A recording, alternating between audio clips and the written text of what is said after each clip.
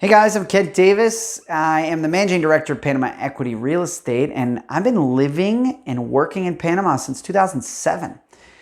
And today we're going to talk about what it's like to live in Panama City. So when I first came here in 2007, Panama City was a totally different city. You couldn't find craft beer, you couldn't find pho, which is the Vietnamese noodle soup.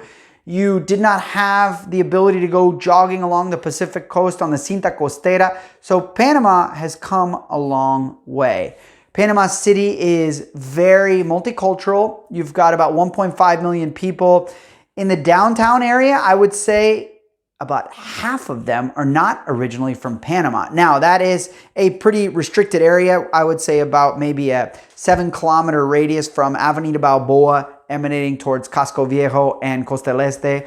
But in any given restaurant, I would say that, again, anywhere from, in that case, maybe 30 to 40% of the people would be foreign. And that creates a really great environment. Panamanians are very open to foreigners, very accepting of foreigners. You're not going to get any weird anti-foreigner sentiment ever here because, little history lesson, Panama was Colombia before that. Then the United States parked their battleship outside and said, hey, let's go ahead and renegotiate that real estate contract for the canal. And the Colombians said, you know what? You can just have the country. And the Americans said, okay, cool. Well, we're going to take this little strip. That's going to be ours. The rest of the country is yours, Panamanians.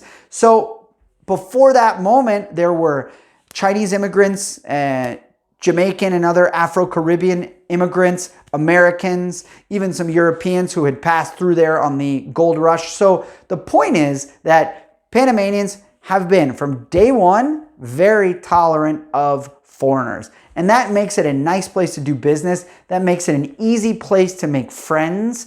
Panama City is a very easily navigable city. Now, drivers are a little crazy, but we only have about 4 or 5 main thoroughfares, main roads. So once you get the lay of the land, it's pretty easy to get around. It's an easy city to get taxis and Ubers. It's an easy city to fly in and out of. So I had a friend who worked for me for many years. He became my friend and then went to Colombia, where he is from, to open up a real estate business in Colombia. He happened to be in Medellin. He still has his business. If you're thinking about Medellin, Juan Camilo is a great guy. I can pass you on his info. My point is, when I just visited him recently, I said, man, you're calling on the same customers now, because he gets Americans, Europeans, Canadians, etc.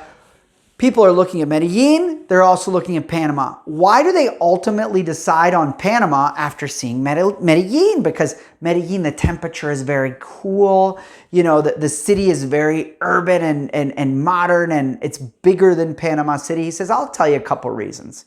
First of all, it's not the cost of living, because Medellin's cheaper. It's not the weather, because Medellin is cooler. Although if you really like hot, which I do, Panama's going to work better for you. That said, getting in and out of the country is kind of annoying. You have to always usually connect through Panama, actually.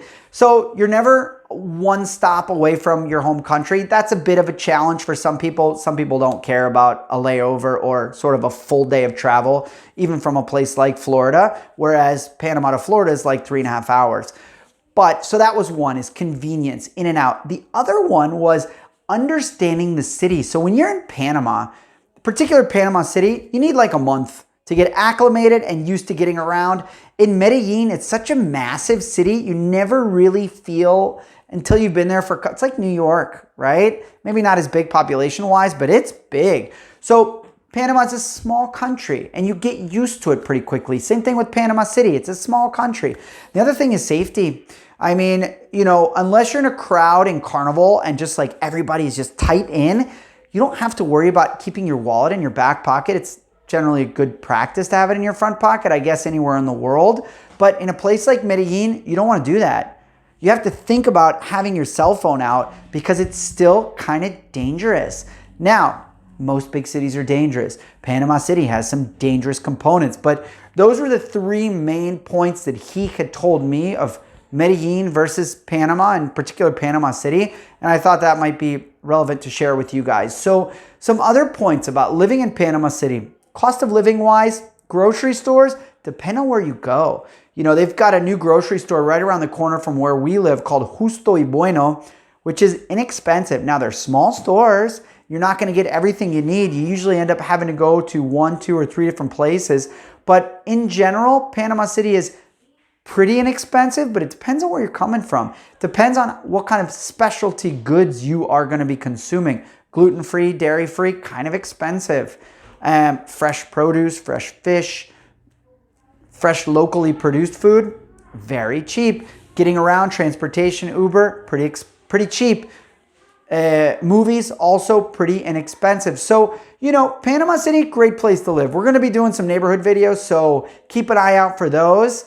Happy to answer any and all questions. If you like what you see, make sure to subscribe. Thank you very much. Bye-bye.